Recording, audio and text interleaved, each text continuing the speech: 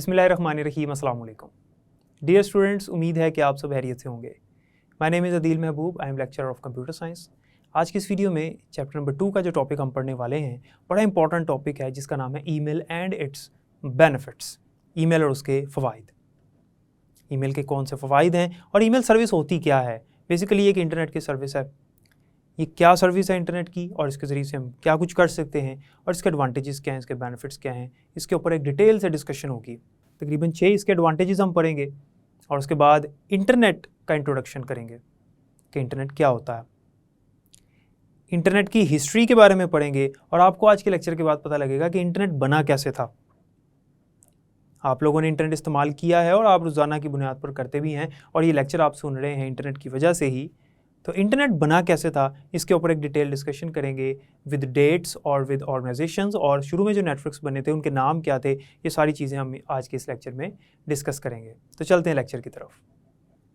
तो स्टूडेंट्स, सबसे पहले हम पढ़ेंगे ईमेल और उसके बेनिफिट्स। उसके बाद हम इंटरनेट और उसकी हिस्ट्री पर भी बात करेंगे।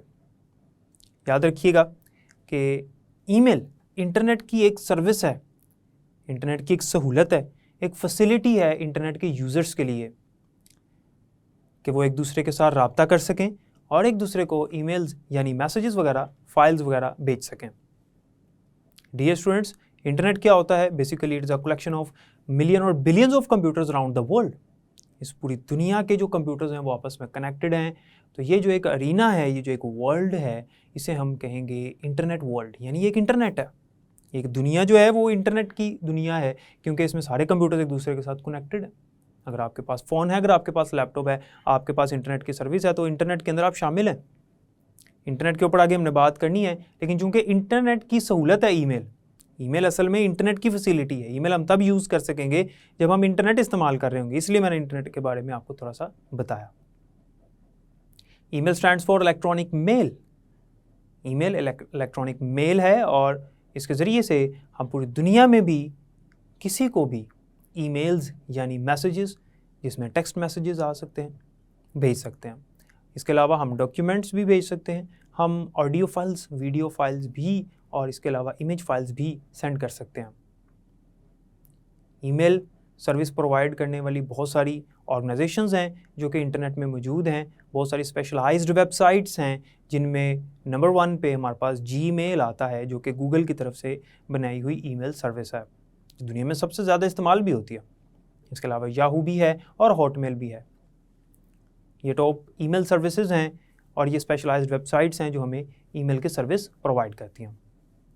डियर स्टूडेंट्स, ईमेल आज के दौर में भी बहुत ज़्यादा इस्तेमाल किया जा रहा है। आज के दौर में भी इसकी बहुत ज़्यादा इंपॉर्टेंस है। उसकी वजह ये है कि जो फैसिलिटीज़ ईमेल हमें देता है वो बाकी सोशल मीडिया प्लेटफॉर्म्स नहीं देते। इसके अंदर हम लार्ज साइज़ की फ़ाइल्स भी एक दूसरे के साथ शेयर कर सकते हैं। और याद रखिएगा कि ईमेल को यूज़ करने के लिए हमारे पास इंटरनेट में जो इन्वायरमेंट बना होता है वो क्लाइंट सर्वर इन्वायरमेंट होता है। क्लाइंट सर्वर इन्वायरमेंट क्या होता है?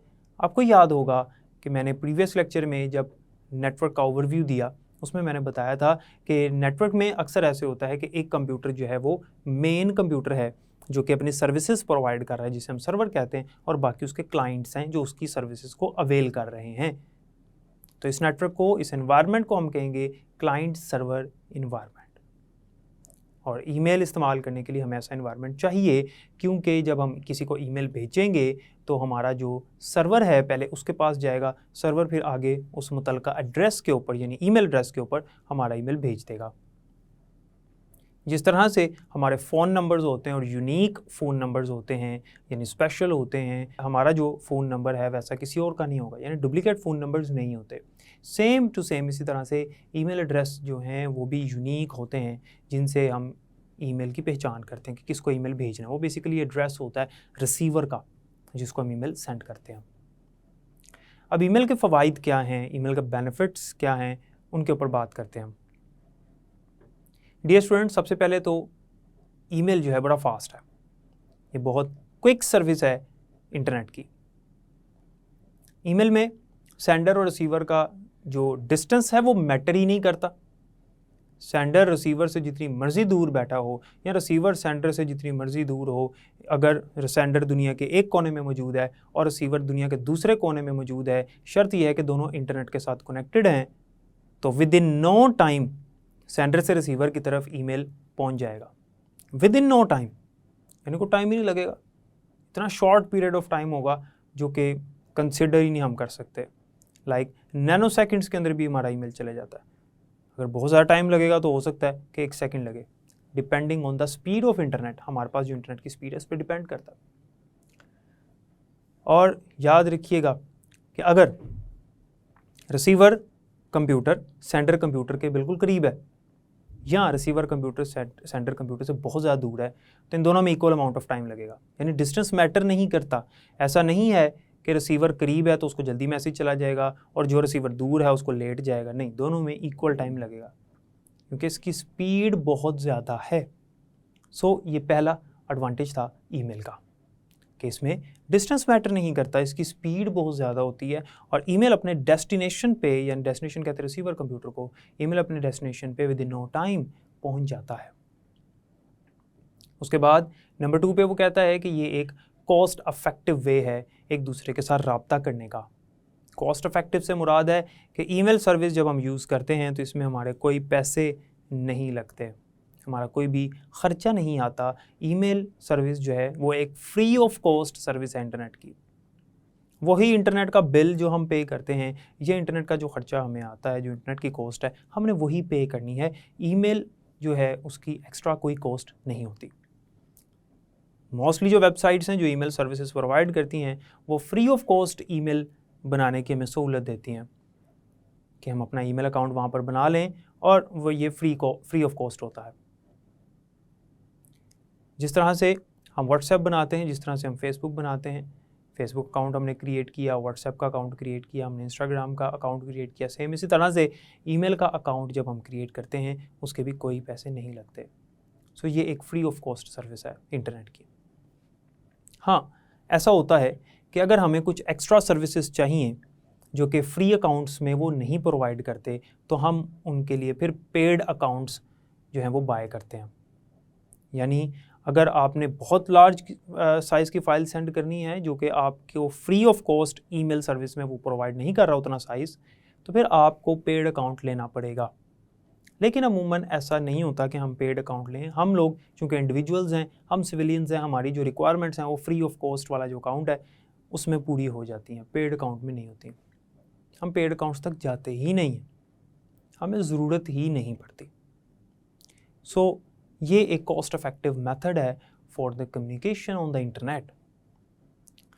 नंबर 3, अगर आपने ईमेल सेंड करना है किसी को और उस ईमेल में आपने डिफरेंट टाइप्स की फ़ाइल्स सेंड करनी है, तो सब फाइल्स को सेंड करने का जो वे है, जो मेथड है, वो सेम है।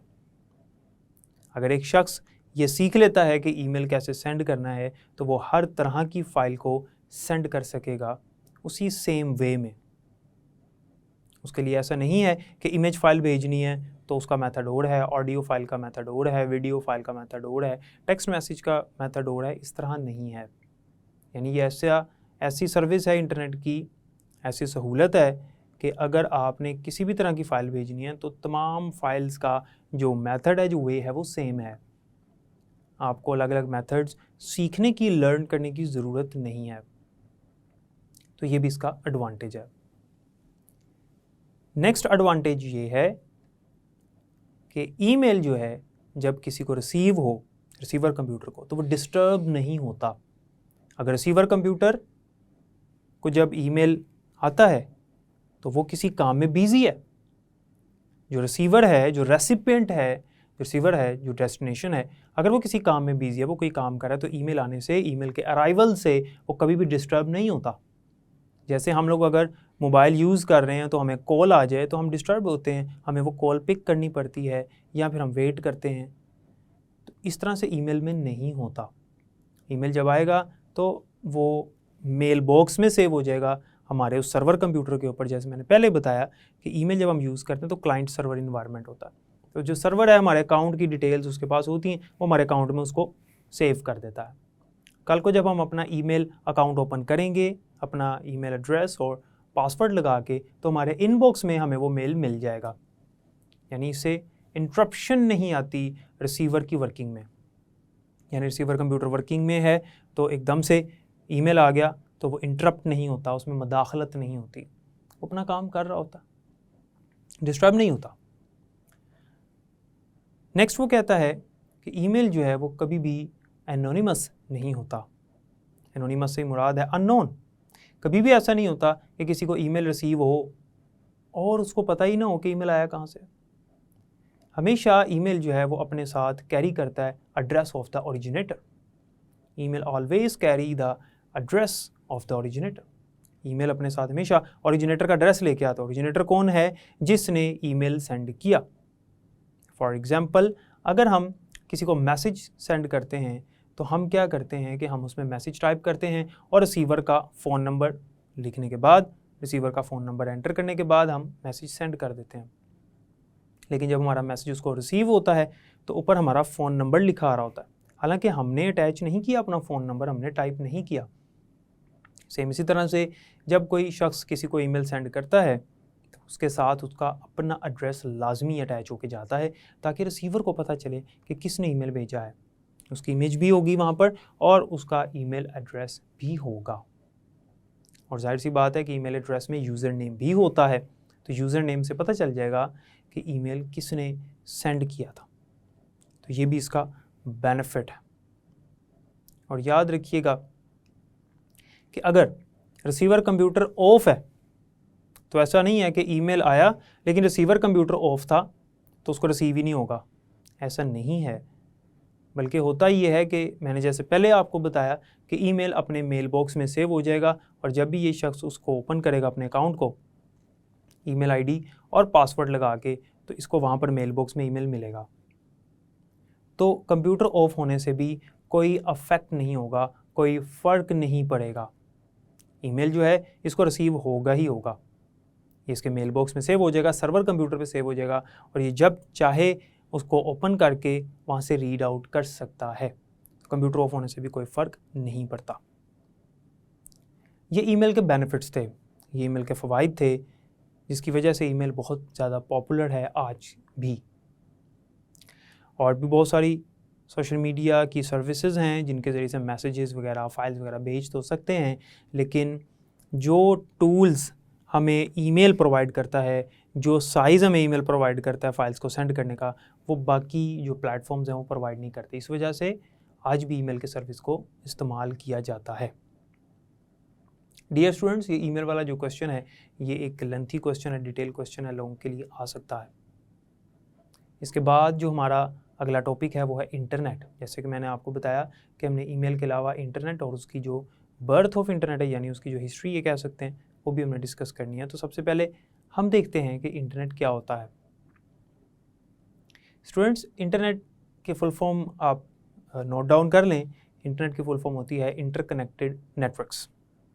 इंटरकनेक्टेड नेटवर्क्स का ये मतलब है कि बहुत सारे नेटवर्क्स जब आपस में कनेक्ट हो जाएं तो इसे कहेंगे इंटरकनेक्टेड नेटवर्क्स, यानी एक दूसरे के साथ कनेक्टेड हुए, एक दूसरे के साथ लिंक्ड किए गए नेटवर्क्स, इनको कहते हैं इंटरकनेक्टेड नेटवर्क्स। तो जब ये आपस में मिल गए तो एक बड़ा नेटवर्क बन गया जिसे कहते हैं internet.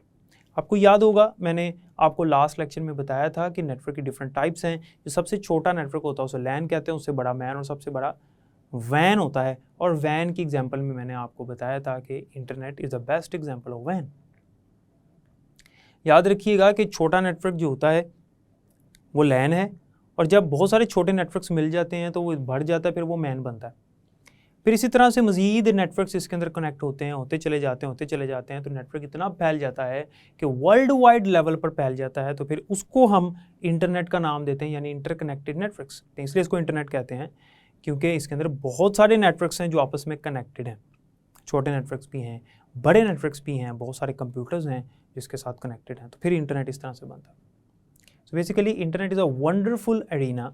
Internet is a ocean of knowledge of books, magazine, articles, encyclopedia and other types of reference materials available on the internet. ये बेसिकली एक समुंदर है नॉलेज का, मालूमात का, एक नॉलेज का एक समुंदर है जिसमें हमें बहुत सारी डिटेल्स मिलती हैं, दुनिया की हर तरह की इन्फॉर्मेशन हम हासिल कर सकते हैं। मिसाल के तौर पे अगर कोई शख्स मुझे कोई बायोलॉजिकल टर्म के बारे में पूछे, हालांकि मैंने बायोलॉजी नहीं पढ़ी और ना मुझे इसके बारे में पता है उस टर्म के बारे में, लेकिन जब मैं अपनी पॉकेट से फ़ोन निकालूंगा और उस टर्म को सर्च करूंगा गूगल पे, क्योंकि गूगल बेसिकली इंटरनेट की सर्विस है, तो मुझे उस टर्म के बारे में ईच एंड एवरी डिटेल मिल जाएगी, वीडियोस की फॉर्म में, इमेज की फॉर्म में, टेक्स्ट, रिटन टेक्स्ट की फॉर्म में, ऑडियोज़ की फॉर्म में भी। और मुझे वहाँ पर जो है वो डिफरेंट रिसर्चर्स मिल जाएंगे और जो एक्सपर्ट्स हैं वो मिल जाएंगे, एक्सपर्ट्स ओपिनियंस भी मिल जाएंगे मुझे वहाँ पर। So this is the power of internet. Internet की पावर है कि हम किसी भी तरह की इंफॉर्मेशन इंटरनेट के ऊपर सर्च कर सकते हैं। इसे कहते हैं इंटरनेट। इंटरनेट किस तरह से बना था? जैसे कि मैंने पहले आपको बताया कि इंटरनेट का मतलब है huge collection of computers, billions और billions of computer throughout this world. इस पूरी दुनिया के जितने कंप्यूटर्स हैं वो आपस में कनेक्टेड हुए तो नेटवर्क बना, या उससे को नाम दिया गया इंटरनेट का, यानी इंटरकनेक्टेड नेटवर्क्स का। लेकिन ये इंटरनेट बना कैसे था? ये पूरी दुनिया तक फैला किस तरह से था? इसकी जो बर्थ है, इसकी जो हिस्ट्री है, उसके ऊपर एक शॉर्ट सी डिस्कशन करते हैं जितनी बुक में मेंशन है। डियर स्टूडेंट्स, 1960s के लास्ट पे, यानी इन लेट 1960s, यूएस का एक डिपार्टमेंट है, यूनाइटेड स्टेट्स का एक डिपार्टमेंट है जिसका नाम है डार्पा। डार्पा एक डिफेंस का अदारा है, डिफेंस का डिपार्टमेंट है, एक ऑर्गेनाइजेशन है, और इसकी फुल फॉर्म होती है defence advance research project agency. इन्होंने एक बहुत ही स्मॉल सा, शॉर्ट सा एक नेटवर्क बनाया चंद कंप्यूटर्स का, चंद कंप्यूटर्स को आपस में कनेक्ट कर दिया। और शुरू में वो जो कंप्यूटर्स थे वो रिसर्चर्स के थे, साइंटिस्ट्स के थे, यूनिवर्सिटीज़ की जो लैब्स हैं, यूनिवर्सिटीज़ के में जो मौजूद रिसर्च सेंटर्स हैं, उनके कंप्यूटर्स थे और चंद कंप्यूटर्स थे। याद रखना, शुरू में जब कंप्यूटर बना था तो काफ़ी ज़्यादा एक्सपेंसिव था और उसके जो एडवांटेजेस हैं, उसके जो बेनिफिट्स हैं वो वाले नहीं थे जो आज हैं। और सिर्फ बिज़नेस के जो लोग हैं, जो कारोबारी लोग हैं, बड़ी बड़ी फर्म्स चलाने वाले लोग हैं, या गवर्नमेंट के ऑर्गेनाइजेशंस हैं जो उस कंप्यूटर को अफोर्ड कर सकती थी, वही उसको यूज़ करते थे और सिर्फ उसे कैलकुलेशंस या इस तरह के काम करवाते थे। कंप्यूटर आज जिस हालत में हमारे पास मौजूद है, इस हालत में शुरू में नहीं था, या इसको बनाने का ये मकसद भी नहीं था। एंटरटेनमेंट और गेम्स इसके ऊपर हम खेलते हैं, कम्युनिकेशन करते हैं, इसका ये मकसद नहीं था।